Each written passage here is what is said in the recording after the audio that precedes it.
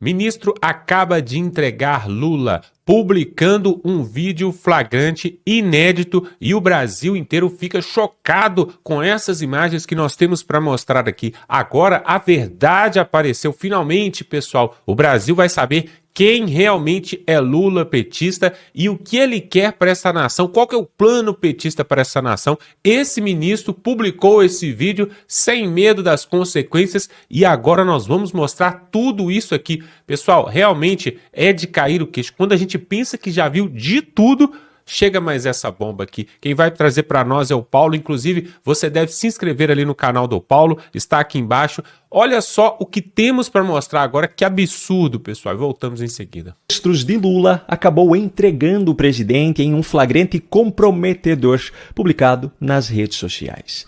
Nesse vídeo eu vou mostrar que flagrante foi esse e vou explicar a história toda para você. Mas para chegar lá, precisamos ir por partes, começando por aqui. Veja só o que Lula disse em um evento na cidade de Sorocaba nesta quinta-feira. Uma vez eu tinha um ministro da Agricultura, ministro do Desenvolvimento Agrário, Paulo, que foi participar de um congresso de propriedade rural de pequenos na Alemanha. E ele fez uma revista maravilhosa, bonita. E no meio da revista tinha uma capa com uma senhora bonitona, devia ser filha de italiana ou de alemão no Rio Grande do Sul, ou Santa Catarina, com a bochecha bem vermelha, sabe, sorrindo. E de perto dela um monte de planta, de coisa que ela tinha colhido, alface, pepino, cenoura. E do lado dela, um senhor negro, alto, sorrindo, sem nenhum dente aqui na boca.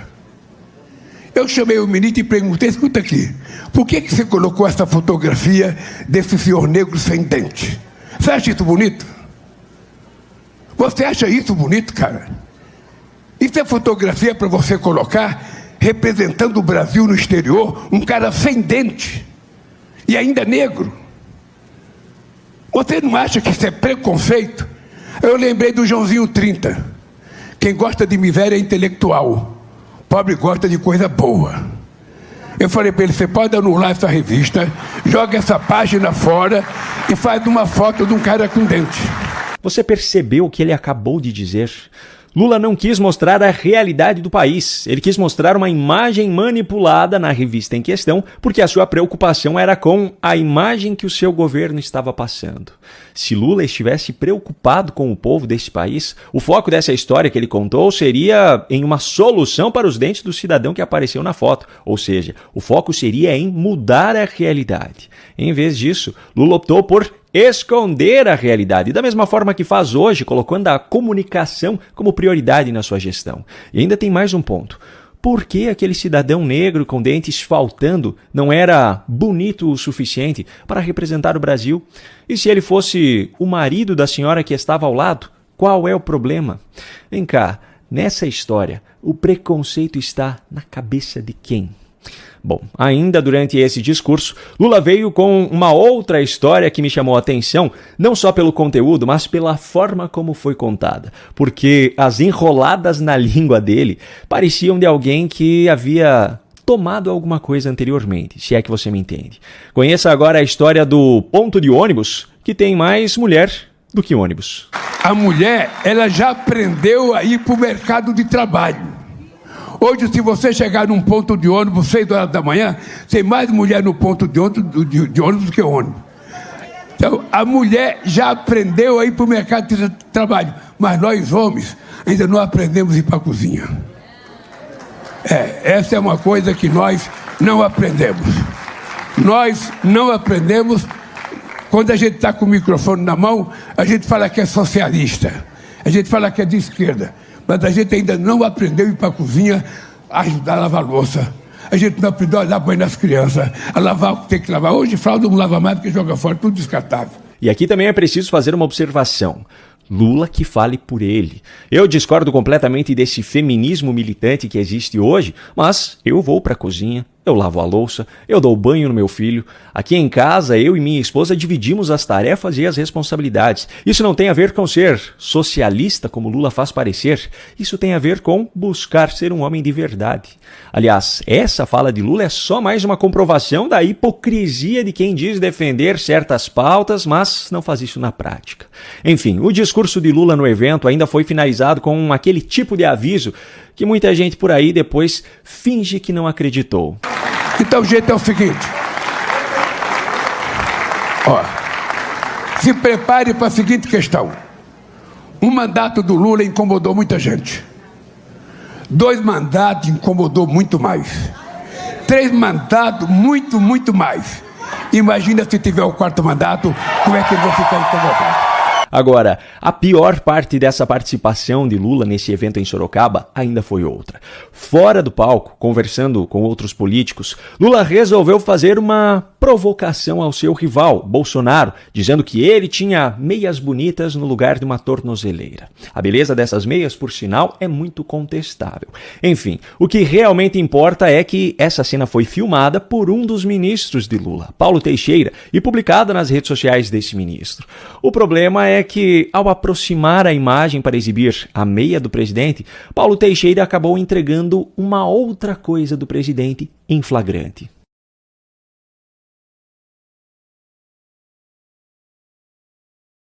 Pois é, além das meias coloridas, Lula calçava também um par de tênis de uma marca de luxo, a Xenia, do modelo Triple Stitch. Nessa cor que Lula estava usando, há 2 opções. Uma em camurça, que custa R$8.000, e outra em couro, que custa R$12.875 na internet. Pela imagem publicada pelo ministro, parece ser essa versão de couro, mas eu vou usar o benefício da dúvida em favor de Lula nesse caso. Vamos considerar que se trata do modelo de R$8.000. Eu não sei se você está lembrado, mas Lula costuma, com muita frequência, por sinal, se colocar como se fosse pobre em seus discursos. Um dos exemplos mais icônicos dessa autoclassificação distorcida dele foi em um fórum econômico em Angola, onde ele disse não ser frustrado por ser pobre. Agora eu pergunto, que tipo de pobre é esse que usa tênis de R$8.000? Mas não é só isso, não. Você deve estar lembrado também que no início desse mês de agosto, Lula fez uma brincadeira, dizendo que o seu salário de R$46.000 não era muito, não. Meu salário não é muito não, viu, José? Salário de presidente acho que é R$46.000, paga 27 de imposto de renda, o PT me cobra 4 na fonte, pago R$4.000, me sobra R$21.000. Sabe? Não é fácil a vida. Se, no fim das contas, não lhe sobra muito, como é que o senhor está comprando calçados nesse valor então, senhor presidente? Aliás, não é a primeira vez em que um tênis dessa marca é visto nos seus pés. Em março desse ano, na chegada ao Japão, o modelo utilizado era na cor preta e custa hoje R$11.600. Se não lhe sobra muito, de onde está vindo esse dinheiro então, presidente? Bom, talvez a explicação esteja na renda mensal recebida pela Aposentadoria Especial de Anistiado. Segundo matérias dessas agências de verificação de fatos da grande imprensa, em 2024 o valor mensal que Lula recebia desse benefício era de R$12.500. Hoje, provavelmente, esse valor já é um pouquinho maior. Nesse caso, dá para dizer que sobra um bom dinheiro para comprar esses itens de luxo. Eu acho um completo desperdício e jamais compraria um tênis nesse valor. Mas cada um faz o que quer com o seu dinheiro. Agora, se for essa mesma a origem do dinheiro, aí eu acho que a hipocrisia é ainda pior. Porque o cara que calça esse tênis de R$8.000 é o mesmo que luta contra a anistia a pessoas como a Débora dos Santos, que foi condenada a 14 anos de prisão por escrever uma frase com batom em uma estátua. E agora nós temos uma outra matéria muito importante para mostrar porque o Moraes está tremendo de medo, pois a relatoria do processo de Jair Bolsonaro ali no Supremo Tribunal pode cair no colo de André Mendonça, ou seja, a decisão do julgamento de Jair Bolsonaro pode ir para André Mendonça.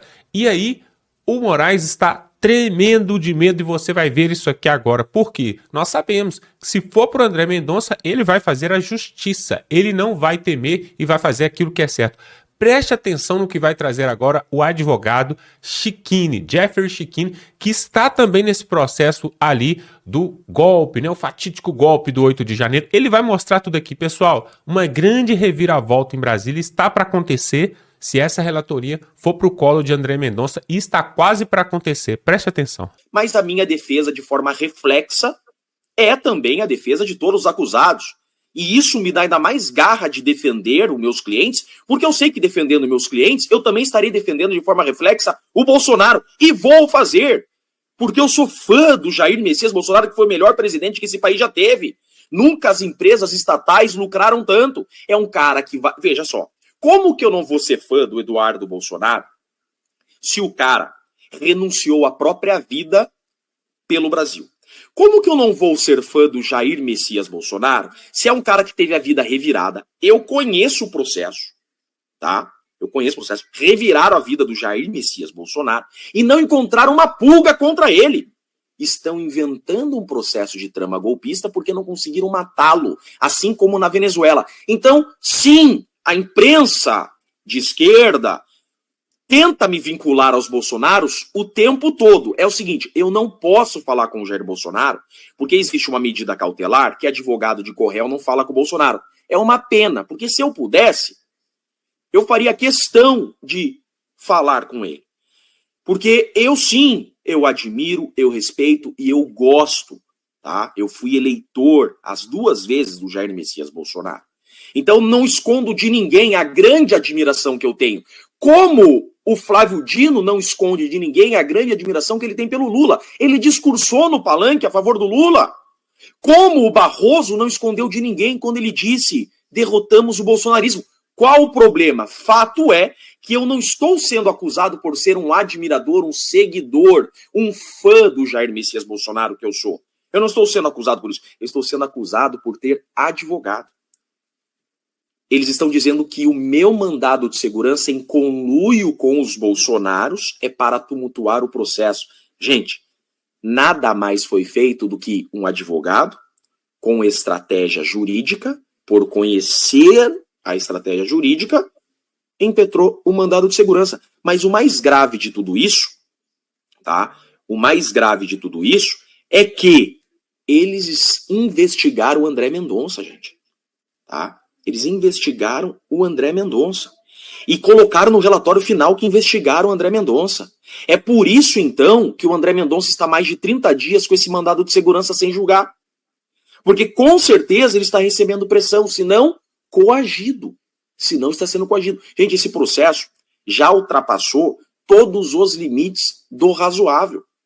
É absurdo. Esse processo é literalmente uma perseguição à direita. E todos que entrarem no caminho deles serão perseguidos. Eles não me indiciaram e não tem nada para me indiciar. Tá? Então não estou sendo investigado, não sou indiciado formalmente, né? Que eu sou investigado por tudo, minhas contas, isso não tenho dúvida. Né? Eu tinha certeza que uma hora eles virariam o canhão para mim. Eu só não imaginava que eles seriam tão covardes a ponto de mirar o canhão para a advocacia. Tá? Não é uma fala minha aqui na timeline que eles botaram no inquérito. Mas é um mandado de segurança que eu fiz. Isso é gravíssimo. Eles querem silenciar o Bolsonaro, silenciar toda a direita e todos que podem enfrentar o sistema. Por quê? Tudo que nós advogados, todos os advogados, tá? Eu não sou o único advogado desse processo, só tem advogado bom nesse processo, tá? Tudo que nós fizemos, nós, advocacia dessa trama golpista, foi desmascarar essa farsa. É um processo criado de 78 terabytes, que é uma farsa. É uma farsa, é um processo criado para acusar o Bolsonaro e eliminar o Bolsonaro.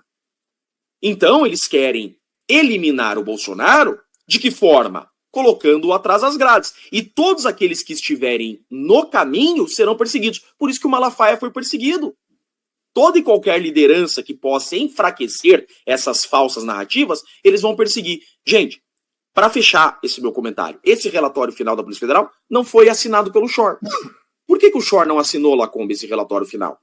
Enquanto a esquerda criou um grande regime articulado, poder executivo, legislativo e judiciário, a matar a direita e matar as redes sociais.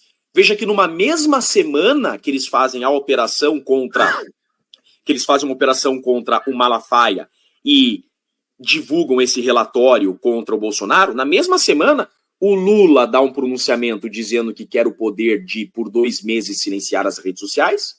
O Hugo Mota aprova regime de urgência da censura das redes sociais em 5 segundos. E o STF faz evento com influencers sobre os limites da rede social. Isso aqui é um consórcio contra a direita. É um consórcio contra as liberdades. Então a gente não pode perder tempo porque o Brasil está às vésperas de virar uma ditadura eterna, para sempre. Mas exatamente o mesmo modus operandi de Venezuela, de Nicarágua. Primeiro, você silencia os seus opositores políticos. Depois, você silencia aqueles que podem ser a voz do seu opositor político. Nessa semana, Silas Malafaia é alvo. Agora, relatório da Polícia Federal falando que eu coordeno as defesas no intuito de tumultuar o processo e subverter a ordem do processo. Olha isso. Eles dizem exatamente assim, eu vou resumir para vocês. O Chiquini tá advogando demais. É isso que eles falam. Virou crime ser advogado. O Chiquini fez um mandado de segurança que pode tirar a relatoria do Alexandre de Moraes. Eles criminalizam isso. Eu lembro quando o Lula fez um mandado de segurança, fez um habeas corpus, que é exatamente a mesma coisa. E o habeas corpus do Lula, feito pelo Zanin, hoje presidente da primeira turma, esse habeas corpus anulou todos os processos do Lula. O que foi divulgado? Que o Zanin é um bom advogado, porque ele manejou um remédio constitucional, e é um bom advogado porque utilizou da estratégia. Eu agradeço à Polícia Federal, eu quero tecer aqui o meu mais sincero agradecimento, porque eles apenas confirmam aquilo que eu me orgulho ser, um advogado combativo, que defende com garra, com presteza, com comprometimento e com estratégia o meu cliente. Literalmente o relatório da Polícia Federal diz exatamente assim, que no celular do Bolsonaro foi encontrada uma mensagem do Eduardo falando de mim. Então, o Eduardo envia o meu mandado de segurança para o Jair, ou seja, eu sou citado por terceiros.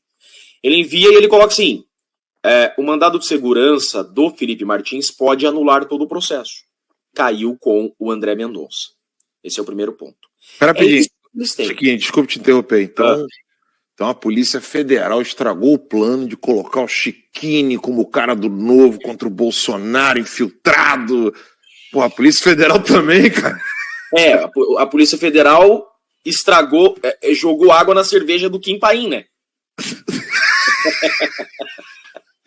Porque a Polícia Federal acaba de dizer que o Chiquini defende mais o Bolsonaro que todos os advogados do processo. Né? Exatamente isso, Alan. Quem tá pagando a Polícia Federal? Eu vou te falar. É a CIA, né? Então, olha só, aí tem essa mensagem do Eduardo falando do meu mandado de segurança pro Jair. Mas, gente, olha só, a Polícia Federal diz que eu venho tumultuar com esse mandado de segurança, né? Olha a gravidade disso. O que aconteceu? Quando eu entro na defesa do Felipe Martins, eu vejo que havia vários recursos sem julgamento. E a audiência do Felipe Martins estava se aproximando. Tá? O que acontece? Quando você tem recursos sem análise, não tem mais recursos a se fazer. Você maneja o mandado de segurança, que é um remédio constitucional. Então, meu mandado de segurança vem e fala assim, tem vários recursos sem análise, tem nulidades para dar com o rodo, para dar com o pé, e a audiência está chegando. Eu quero que suspenda o processo e anule o processo por causa das nulidades. Esse meu mandado de segurança cairia para o Fachin, tá? Porque o Fachin que estava de plantão. Só que, gente, por um revés do destino, o Barroso viaja e o Fachin assume a presidência do STF. Há um novo sorteio, e esse meu mandado de segurança após sorteio cai para o André Mendonça. Podia ter caído para o Fux, podia ter caído para qualquer outro dos 11 ministros. Caiu para o André Mendonça. A imprensa começa, então, a divulgar isso. A imprensa começa, inclusive, circular a minha peça do meu mandado de segurança. E o Eduardo comenta, óbvio, comemorando com o Jair, porque finalmente saiu alguma coisa da mão do parcial Alexandre de Moraes. Óbvio que é motivo de comemoração, mas não tem ali nada além disso. E a PF vem e diz que o Chiquini, coordenando tudo isso, está criando tumulto processual a subverter a ordem do processo para tirar a relatoria do Alexandre de Moraes. Exatamente isso que eu fiz. Vocês são gênios, vocês descobriram a minha estratégia. Vitória para vocês. Joinha para vocês. Vocês descobriram a minha estratégia. Eu, enquanto advogado, fui contratado para defender o meu cliente. O relator é parcial. O relator é dono da bola. Nós temos que tirar a relatoria dele. Mexi o tabuleiro, como um bom advogado é contratado para o fazer, e consegui fazer cair na mão de outro ministro. A sorte estava do meu lado, caiu para o André Mendonça. Certo? Um mandado de segurança que agora apavorou com eles, porque eu sabia que esse mandado de segurança mudaria a relatoria dos futuros processos. Eu sou contratado para isso. Isso é advocacia. Você procura um advogado para cruzar os braços e ver você ser jogado atrás das grades, ou você procura um advogado a combater a injustiça? É óbvio, quando o Zanin fez um excelente trabalho para o Lula, ele era aplaudido, não virou golpista. Agora eu sou tratado como golpista no relatório final da Polícia Federal porque eu estou advogando. Isso não é só contra mim, é contra toda a advocacia. E olha só, a estratégia era essa mesma. Agora, não venha falar em tumulto processual. Pera lá. Use o termo correto. Dê a palavra correta. Isso não é tumulto processual. Isso é estratégia de um bom advogado. O que acontece? Se o André Mendonça, olha a confusão que eles estão com baita de um problema, tá, Alan Lacombe, Max. O regime tá desesperado, Alan. Porque agora o mandado de segurança tá com o André Mendonça, tá? O André Mendonça ainda não julgou meu mandado de segurança. Imagina a pressão que ele tá sofrendo. Porque, apagou minha luzinha, acabou a pilha, acabou a bateria. O André Mendonça deve estar sofrendo uma baita pressão, porque a liminar do mandado de segurança você demora 48 horas para dar. O mandado de segurança é julgado em 48 horas a liminar. Ele já está há mais de um mês com o meu mandado de segurança, tá? O que significa isso? Que ele está sofrendo pressão, por óbvio, de tudo que é lado, a não dar a minha liminar, tá? Só que se ele negar... Gente, olha isso aqui. Se o Mendonça negar o meu pedido, já é uma grande vitória. Por quê? Esse processo corre na primeira turma. Jeffrey, desnecessário comentário do Kim Paim. Sabe o que o Kim Paim tem mais do que eu? Mais do que fechar a matraca dele e parar de atrapalhar o Brasil. Volta para cá. Esse processo está na primeira turma. O relator da primeira turma é o Alexandre de Moraes, tá? Se o André Mendonça negar o meu pedido, todos os recursos, quando forem para o plenário, cairão para o André Mendonça. Veja lá, ele não precisa dar o meu pedido, tá? Ele não precisa conceder o meu pedido. Tá? Ele pode negar o meu pedido, ou seja, se o André Mendonça julgar o meu mandado de segurança, ele se torna relator dos futuros recursos do plenário. Sabe o que é esse relatório da Polícia Federal? Um recado para o André Mendonça, inclusive. E consta do relatório final que o André Mendonça foi investigado pela Polícia Federal. O relatório diz que investigaram o André Mendonça. Ele diz assim, não encontramos indícios de que o André Mendonça está envolvido nessa trama.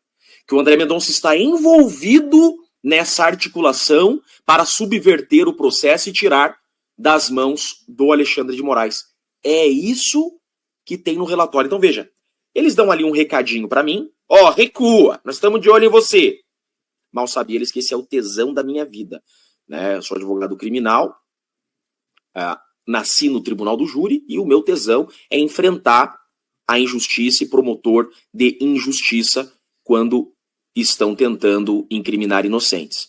Aí eles vêm e jogam essa bolinha quicando, ainda tentando criminalizar o meu trabalho, a advocacia. Porque veja, Alan Lacombe, Max, eles não botaram no relatório final algo que eu tenha dito em uma entrevista, Alan.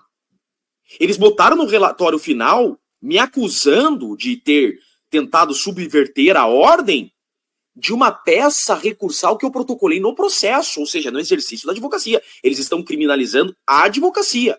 E além disso, eles dão um recadinho pro André Mendonça. Ó, André Mendonça, se você julgar esse mandado de segurança aí, nós estamos de olho em você, nós vamos te acusar de golpista, nós vamos dizer que você faz parte dessa trama golpista junto com eles. Estão vendo a gravidade de tudo isso que a Polícia Federal fez nesse relatório final?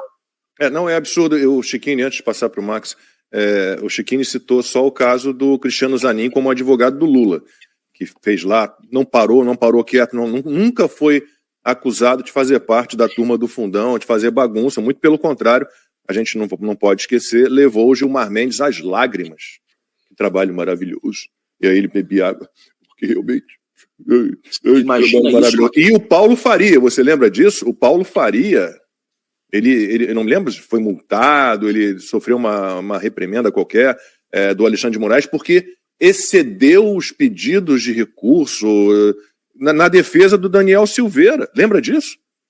O Alexandre de Moraes falou, filho, tá trabalhando demais aí como advogado, para quieto. Quer dizer, o Zanin, aplaudido, leva um ministro às lágrimas, o Chiquini e o Paulo Faria, não, turma do fundão, bagunceiro, tem que ajoelhar no milho. Aí eles plantaram no Globo, Lacombe, que o Jair Bolsonaro e o Eduardo Bolsonaro, em conjunto com o Chiquini, estão tumultuando e tentando subverter a ordem para tirar a relatoria do Alexandre de Moraes. É público e notório que eu adoro o Eduardo Bolsonaro e o Jair Bolsonaro, por óbvio, sou advogado de outros réus. Pois é, os ânimos estão aflorados em Brasília porque o Moraes está julgando as suas últimas cartas e ele vê principalmente as suas armas, as suas principais armas, que são a caneta, né, e a toga, podendo ir para as cucuias. Tanto que agora o André Mendonça, se pegar essa relatoria desse caso, desse processo aí, realmente vai ser o fim de Moraes, porque aí o que ele vai poder fazer? Vai ter que ficar sentado assistindo, né, de camarote ali, o Jair Bolsonaro ser justificado ali, e esses crimes que eles querem imputar sobre ele ali não vai ter como mais sustentar. E outra coisa, pessoal, olha o que nós mostramos aqui no início desse vídeo, que pouca vergonha, né? O Lula com um tênis de R$8.000 se passando por pobre, né? Enquanto eles querem taxar e pisar no pescoço, na garganta do povo brasileiro mais sofrido, ele debocha e fala ali que o salário de R$46.000 não dá para nada, não dá para nada, é muito pouco. O que não é pouco, né, são os bilhões que o PT desviou ao longo dos anos do Brasil. Isso aí não é pouco. Pessoal, até os esquerdistas já se pronunciaram em várias ocasiões falando dos roubos do PT. O Ciro Gomes é um que vira e mexe, vem ao vivo, vem ao ar e fala sobre a roubalheira do PT. E como que o Lula pode falar que ele é pobre, que ele passa necessidade? O próprio vice-presidente Geraldo Alckmin falou, ele quer voltar à cena do crime, ou seja, e aí agora ele está lá junto com ele. Então são vários e várias delações premiadas, não premiadas, delações gratuitas também, que foram feitas contrária a Lula, contrária ao PT. Uma coisa que o Lula não é pobre, isso aí vamos deixar claro, tá bom? Se ele quiser falar qualquer outra coisa, a gente pode até avaliar, mas pobre não é não, pessoal. Pobre não, porque pobre não fica em hotel de 5 estrelas, andando de jatinho, né, com a sua esposa gastando aí R$4.000 no tapete, R$20.000 numa cortina. Isso não é coisa de pobre não, pessoal. Temos que botar os pingos nos is, né? Agora, essa questão do Moraes aí, eu tenho certeza que eles estão fazendo de tudo para perseguir o Jeffrey Chiquini, que é o advogado, para perseguir, por exemplo, o Sebastião Coelho, que é o desembargador, que também estava ali no julgamento defendendo os acusados ali, os réus, aqueles 33 réus ali, alguns deles ali foram defendidos pelo Jeffrey Chiquini e também pelo desembargador Sebastião Coelho. Então, o que acontece? Agora começou a caça às bruxas, né? Se o Bolsonaro já está preso ali na sua casa com a tornozeleira, se o Eduardo Bolsonaro está fora do Brasil e outros mais já estão amordaçados, eles querem saber quem mais a gente pode calar nesse país. E um recado aqui para terminar. Existem parlamentares, senadores, principalmente senadores, ali no Senado Federal, ali, ó, que estão sendo acuados por Davi Alcolumbre, e que precisam fazer algo para mudar essa história. Por quê? Ficar esperando do Donald Trump sair lá dos Estados Unidos para vir salvar o Brasil, pessoal, eu acho que não vai ser por esse caminho, não. E não vai dar tempo, né? Nós vamos chegar em 2026 antes que isso aconteça. Olha só, se inscreva aqui no canal, quero te convidar para se inscrever. Você venha fazer parte aqui, você vai ficar muito bem informado. E aqui as informações a gente mostra, a gente mata a cobra e mostra o pau, como você viu nesse vídeo aqui, as provas de tudo que nós estamos falando. Então se inscreva aqui, dá um like nesse vídeo e estamos juntos.